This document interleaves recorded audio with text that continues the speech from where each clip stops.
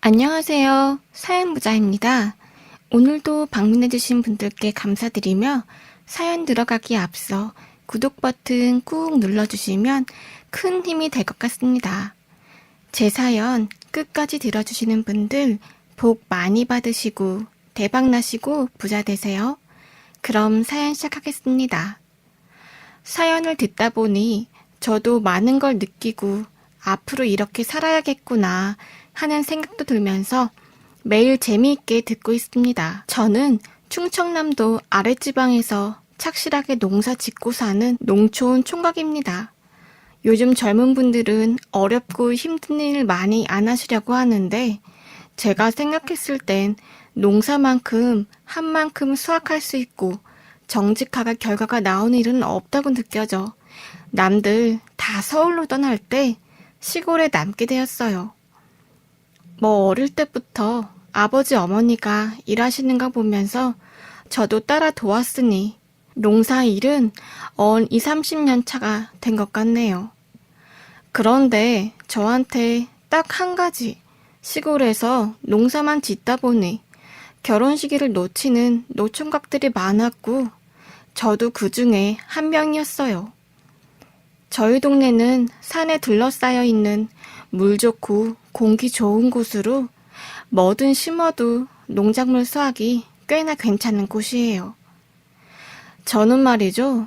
농사를 하시는 아버지를 따라 어릴 적부터 거름주고 밭일 구고 잡초 뽑는 것부터 시작해 그렇게 몇십 년을 농사일만 하다 보니 어느덧 꽃다운 청춘은 지나가고 햇볕에 얼굴이 까맣게 타서 제 나이 또래보다 좀 더 들어 보이는 46살 시골 농부가 되어버렸지 뭐예요. 시간이 참 빠르더라고요. 시골이라 그런지 더욱 그런 것 같아요. 서울 같은 대도시는 복잡복잡하겠지만 농촌 생활은 부지런하기도 하고 날씨 영향을 많이 받아요.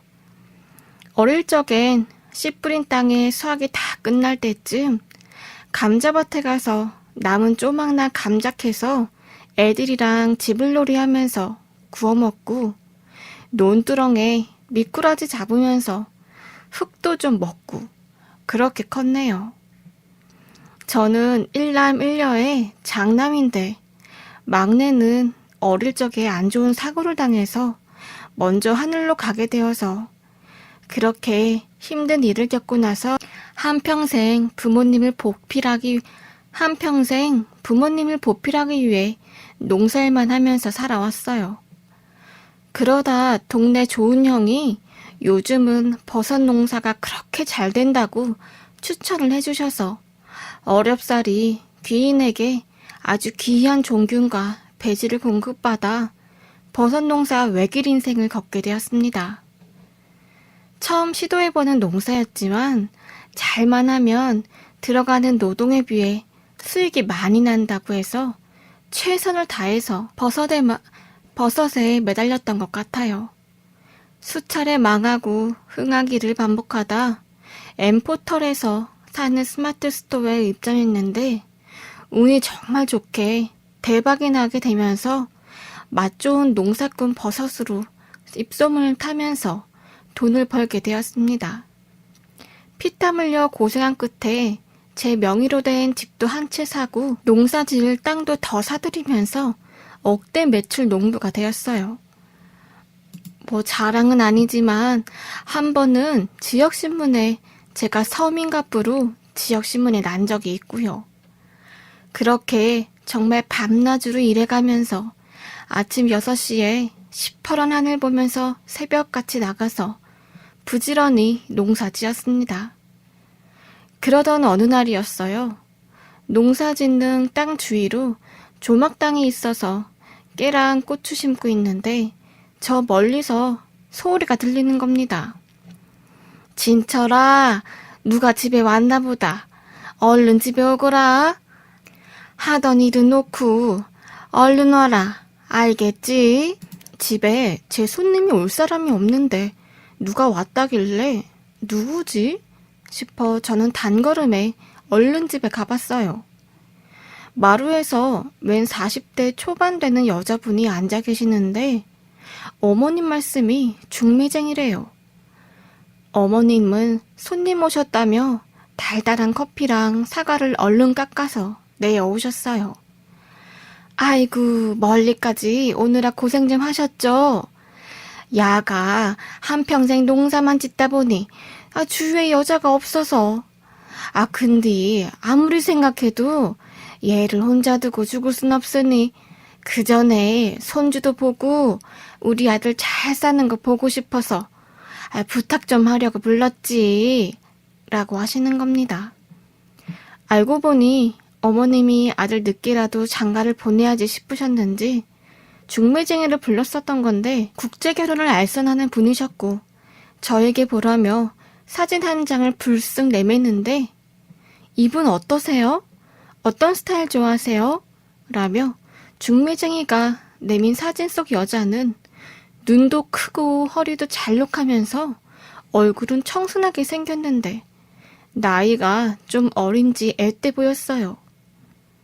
저는 좀 어린 것 같은데 몇 살이냐 물으니 20대 중반이라고 조건만 맞으면 이런 여자분도 얼마든지 가능하다고 하셨어요. 저는 사진 속 여자가 제가 보던 여자들과는 다르게 너무 예뻤고 이런 분을 아내로 맞이한다는 상상을 하는데 얼굴이 빨개졌는지 아이고 진철씨 마음에 들었나 보네. 얼굴이 다 빨개지고 말이야 하면서 중매쟁이가 막 웃었습니다. 매일같이 버섯만 따서 여자분은 오랜만이라 그런가 얼굴이 시뻘개져서 속으론 엄청 민망했어요.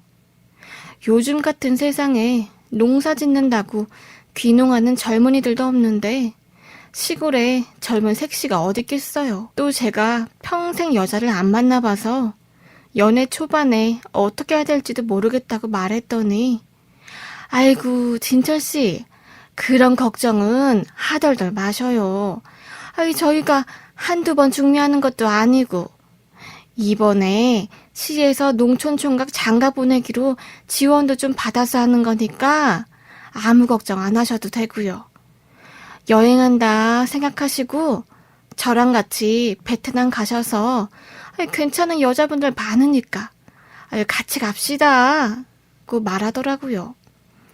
어머니도 그래 이번 기회에 너도 좀 콧바람도 넣고 여기 일은 걱정 붙들어 매고 다녀와 라고 하시는데 어머니 말론 이 중매쟁이가 베테랑급이고 지금까지 100상 넘게 해서 시골 총각들 이어주고 잘 살고 있다고 건너마을 주민한테도 들었다는 겁니다.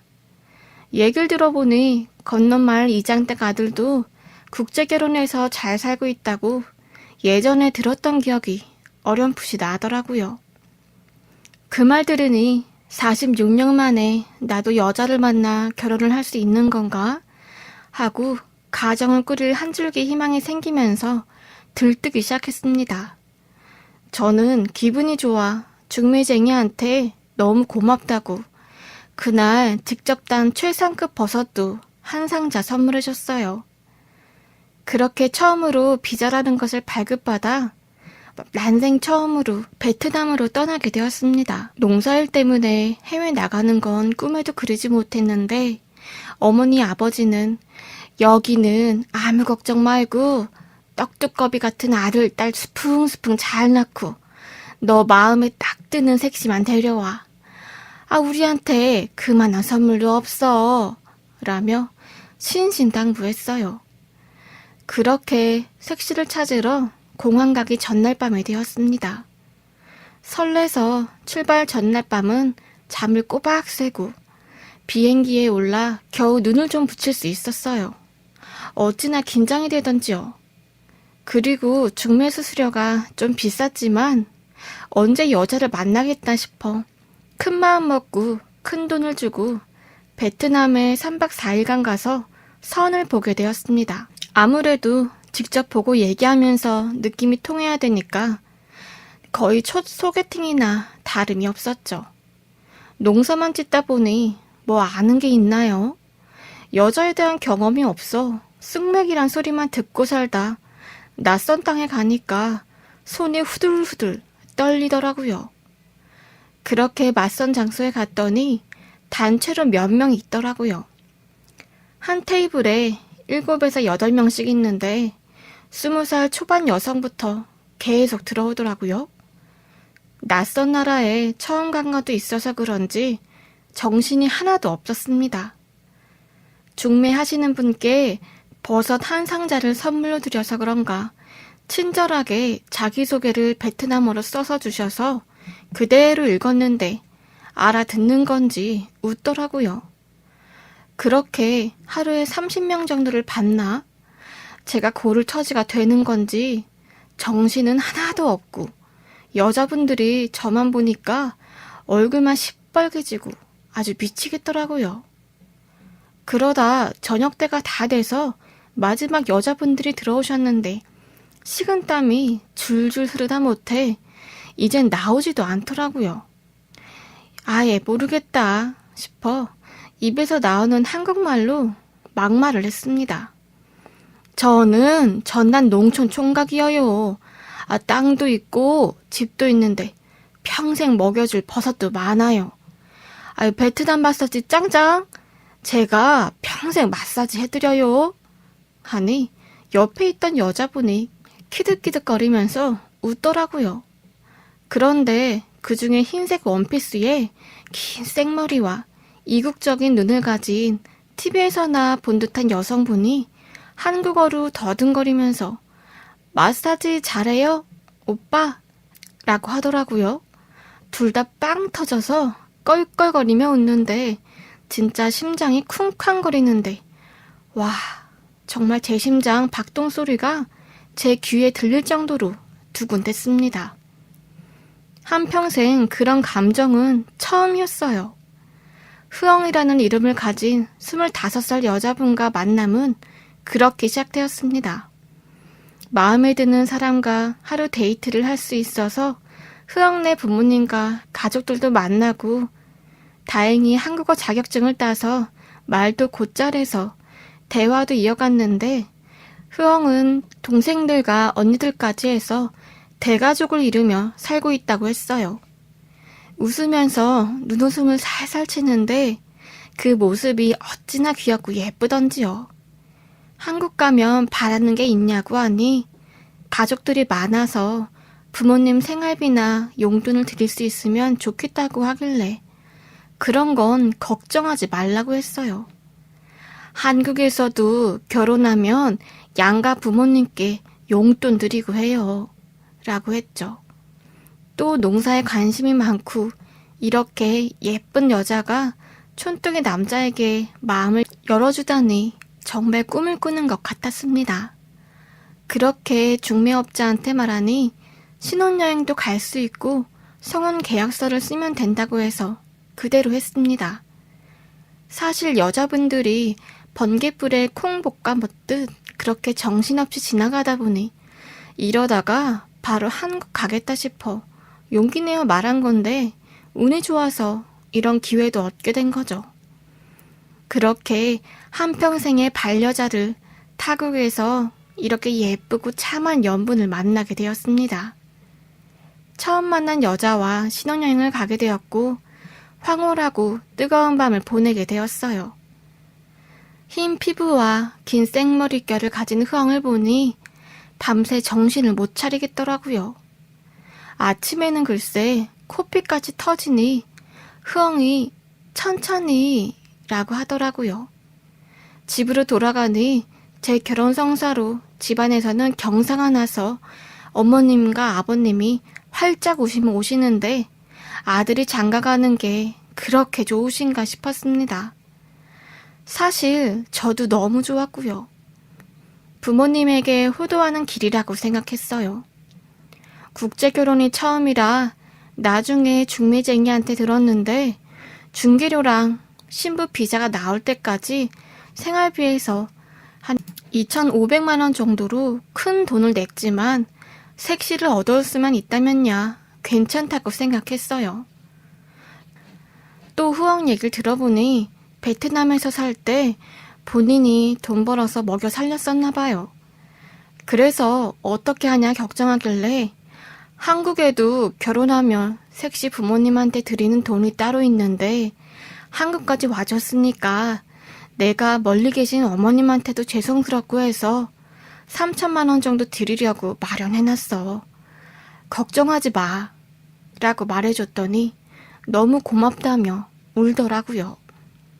쑥맥인 제가 연애도 처음인데 연애부터 결혼까지 한 방에 바로 해서 그런지 모든 게 설렐 수밖에 없었습니다. 새벽부터 농사일을 가야 돼서 힘들었지만 집에 돌아오면 땡그란 두 눈으로 여보 어서 와요 라며 예쁜 내 아내가 날 맞이해준다는 생각에 힘이 철철 넘쳤습니다. 평생 꿈에 그리던 여자가 농사밖에 모르던 촌놈한테 다가와주니 고마운 마음뿐이었죠. 아내는 동네에서 유일한 제 자랑이었어요. 긴 생머리에 눈도 소처럼 그렁그렁한데 베트남 사람들 중에서도 흰 피부를 갖고 있어서 그런지 동네 어르신들이 잔뜩 계신 정자를 지나면 아이고 진철아 너 그렇게 결혼 잘했다면서 아주 이쁜 색시를 데려왔다고 소문이 났던데. 어휴 그러니까 얼마나 좋아. 나이 들어서 결혼하는 게 부모한테 효도하는 거야. 다 필요 없다. 라면서 말씀하시는데 다들 부럽다며 온 동네방네 소문이 쫙 나게 되었습니다. 예쁜 아내 외모 덕분에 제 자신감도 올라가고 밤마다 하루도 빠지지 않고 아내와 관계를 가졌습니다. 타국에서 멀리 온 아내를 만족시켜주기 위해 몸에 좋다는 건 다 구워 삶아 먹었어요. 자연산 장어에 가물치즙에 아낌없이 스태미나에 좋다는 건 아내에게 해주고 싶었습니다. 물론 저도 먹고요.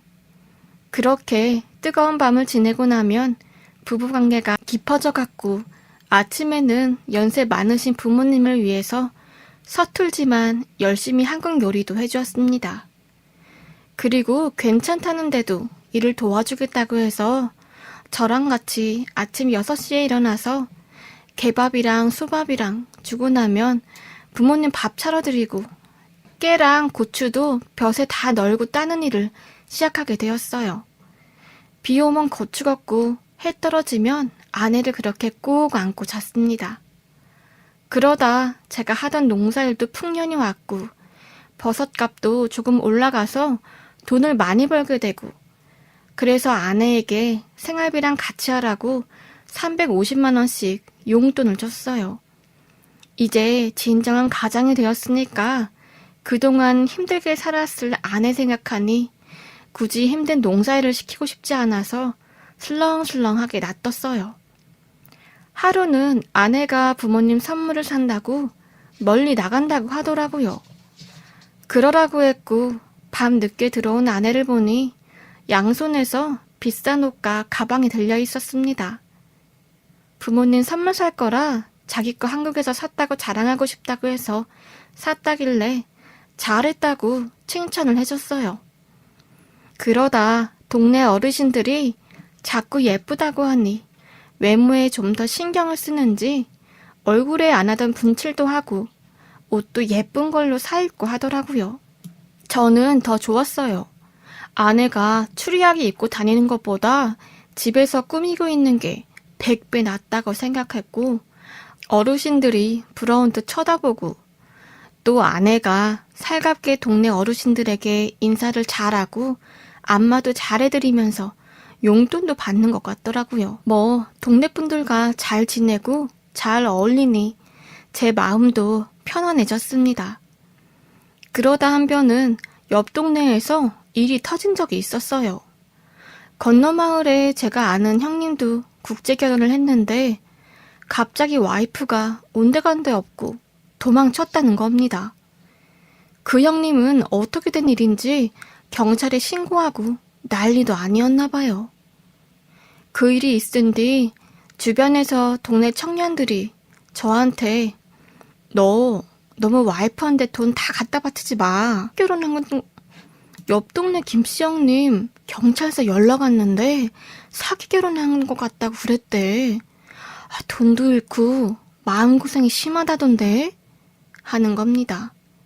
이게 무슨 일인가 싶었고 저도 가만히 앉아 생각해보니 점점 쓰는 돈이 많아졌고 사업을 좀 크게 하느라 땅을 좀 사놓은 게 있어서 농협의 융자도 갚아야 되는 상황이었어요.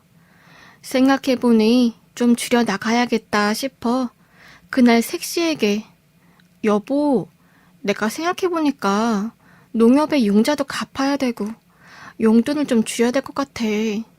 나중에 내가 돈 많이 벌면 또 다 줄게 라고 말했습니다. 아내는 갑자기 옆 동네 일 때문에 그러는 거냐며 몹시 기분 나쁘다는 식으로 화를 냈어요. 저는 아니 그게 아니라 여보 라고 했는데 아내는 표정이 안 좋더니 그 이후로 말도 안 하고 제가 일하는 곳에 세찬도 잘 안 갖다 주면서 자꾸 밖으로 놔두기 시작했습니다. 내가 괜한 말을 했나? 한국 오면 호강시켜주기로 했는데 하면서 미안해지더라고요. 그 해는 해충 피해를 좀 입어서 수확량도 반토막으로 떨어져 여기저기 해결하려고 정신없이 뛰어다녔어요. 그렇게 하루하루 버티면서 지내던 찰나 1박 2일로 농법 관련해서 교육을 받으러 간다고 아내에게 말한 날이었어요. 그런데 교육이 좀 급한 일로 취소가 돼서 다시 집으로 돌아오는 길에 집 뒤에 비닐하우스에서 이상한 사란 소리가 들리는 겁니다. 자세히 들어보니 여자 신음소리 같은 거였어요. 잠잠해지다가 다시 소리가 들리길래 문틈 사이로 보니 물체가 격렬하게 움직이는 것 같았어요. 저는 어두컴컴하기도 했고 혹시 짐승인가 싶어 거기 누구요? 하고 문을 벌컥 열어보니 정말 기가 막히게 충격적인 장면을 목격하게 되었습니다. 글쎄 아내와 우리 동네 노인네가 한 몸이 돼서 그 짓을 하고 있는 거예요. 온몸에 소름이 돋는데 너무 깜짝 놀라서 지금 이게 뭐 하는 거야? 당장 안 내려와? 라고 소리치면서 옆에 널브러져 있던 농기구를 잡고 성난 소처럼 화를 내면서 소리쳤어요. 그렇게 아내를 끌고 우선 나왔고 저는 소리를 쳤죠. 너 이러려고 한국 온 거냐며 어떻게 나한테 이럴 수 있냐고 이딴 배신감과 모욕감을 줄 수 있냐며 지금 뭐 하는 거냐고 경찰 당장 불러서 너 비잘 박탈해버린다고 아주 난리 쳤어요. 아내가 하는 말이 과간이었습니다. 알고 보니 용돈이 줄어들면서 가족들에게는 계속 돈을 보내야 됐고 자기가 지금까지 썼던 생활비는 줄이고 싶지 않으니까 그 짓을 해서 용돈을 벌었다는 겁니다. 처음에는 노인들에게도 사근사근 잘하고 어깨도 잘 주물러드리니 한 푼 두 푼 용돈을 받다가 발정난 노인네들이 큰 돈을 주면서 달려드니 아예 작정을 하고 인적 드문 하우스에서 그 짓을 하고 있었던 거예요. 정말 기가 차고 억장이 무너지고 화가 치솟는데 도저히 참을 수 없더라고요. 결국 변호사 선임해서 사기 결혼죄로 위자료 소송에 이혼하고 국제결혼 중매쟁이한테 이 사실을 다 알리고 어떻게 해야 되냐고 잘못 소개받아서 이렇게 됐다고 국제결혼 사기로 고소하겠다고 생 난리를 쳐서 1,000만 원 정도 받아냈어요. 그리고 아내에게 마을에 있는 너랑 잠자리한 그 노인들 다 불어. 말 안 하면 비자 무효 소송에 강제 추방 당할 거야. 라고 말해서 돈 주고 관계를 맺었던 놈들 리스트 싹 다 찾아내서 경찰서로 넘기고 마을 사람들에게 다 알리고 아주 개창피를 줬습니다. 한순간에 일어난 일에 복수심이 끌어올랐고 제가 할 수 있는 법적 처리는 다 했지만 정말 마음은 무너져 내릴 수밖에 없었습니다. 부모님도 마찬가지셨고요. 그동안 열심히 살았는데 저에게 이런 일이 일어나다니 억장이 무너지면서 한동안 농사일도 끼니도 제대로 못 먹고 방황을 했어요. 제가 숙맥이라서 어떤 여자를 만날지 몰라서 이렇게 됐지만 지금이라도 어떤 여자인지 알게 돼서 그나마 다행이라고 생각하면서 무너진 억장 부여잡고 있지만 그동안 있었던 일만 생각하면 밤낮으로 고통 속에 마음이 무너져 내리네요. 농촌에 계신 농사만 하시는 청년분들, 저처럼 속지 마시고 한 번이라도 의심해 보셔야 될 것 같습니다. 물론 좋은 분 만나서 결혼하고 아이도 낳고 잘 사는 분도 있지만 저 같은 경우도 이번에 꽤나 있는 걸로 알게 됐어요. 저는 이렇게 됐지만 다른 분들은